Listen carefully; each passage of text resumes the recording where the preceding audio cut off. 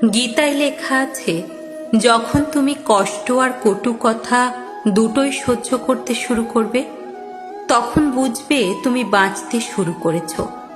যদি ভগবান আপনাকে অনেক বেশি অপেক্ষা করাচ্ছেন, তাহলে প্রস্তুত থাকুন। তিনি আপনাকে যা চেয়েছেন তার চেয়ে অনেক বেশি দিতে চলেছেন। জীবন নিয়ে বেশি ভাববেন না।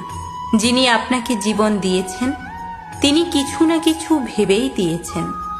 ভগবান শ্রীকৃষ্ণ বলেছেন, কাউকে দুঃখ দিয়ে আমার কাছে সুখ কামনা করো না, আর কাউকে যদি ক্ষণিকের জন্য সুখ দাও, তবে তোমার দুঃখ নিয়ে তুমি চিন্তা করো না। মৃত ব্যক্তিকে কাঁদ দেওয়াকে মানুষ যেমন পুণ্য বলে মনে করে, তেমনি জীবিত মানুষের পাশে থাকাকেও পুণ্য বলে ভাবতে শুরু করলে জীবন অনেক সহজ হয়ে যাবে। আমাদের অকারণে কোনো মানুষের সাথে দেখা হয় না। আমরা কিছু মানুষের থেকে শিক্ষা পাই, আবার কিছু মানুষের থেকে জ্ঞান পাই। কে কি করছে, কিভাবে করছে এবং কেন করছে, তা থেকে যতই দূরে থাকবেন ততই সুখী থাকবেন। আপনি হাসতে থাকলে পৃথিবী আপনার সাথে থাকবে, নইলে চোখের জল তো চোখেই ঠাঁই পায় না। যদি কেউ আপনার ভালো কাজকে সন্দেহ করে, তাহলে কষ্ট পাবেন না, কারণ সন্দেহ সর্বদা স্বর্ণের বিশুদ্ধতার উপরেই করা হয়, কয়লার কালো দাগের উপরে নয়। মনের শান্তি জীবনের সবথেকে বড় উপার্জন।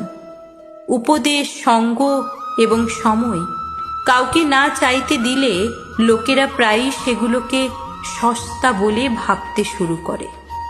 একজন মানুষ সে যত শান্ত, সে তত গভীরভাবে বুদ্ধিমত্তা ব্যবহার করতে পারবেন।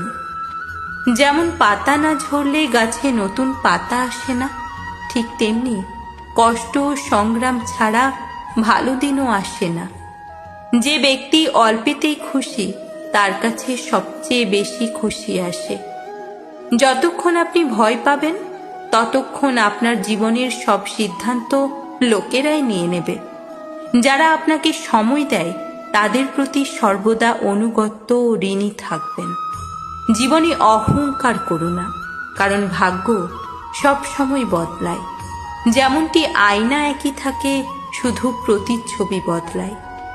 শান্তিপ্রিয় মানুষ সুখে তাদের জীবন যাপন করে, তাদের উপর জয় বা পরাজয়ের কোনো প্রভাব পড়ে না। ভগবান শ্রীকৃষ্ণ বলেন, নরকের ভয় তো ছেড়ে দিন, কে জানে কোনটা পাপ আর কোনটা পুণ্য। শুধু দেখুন নিজের স্বার্থ পূরণের জন্য যেন আপনার দ্বারা কেউ দুঃখ না পায়। বাকি সব প্রকৃতির উপর ছেড়ে দিন।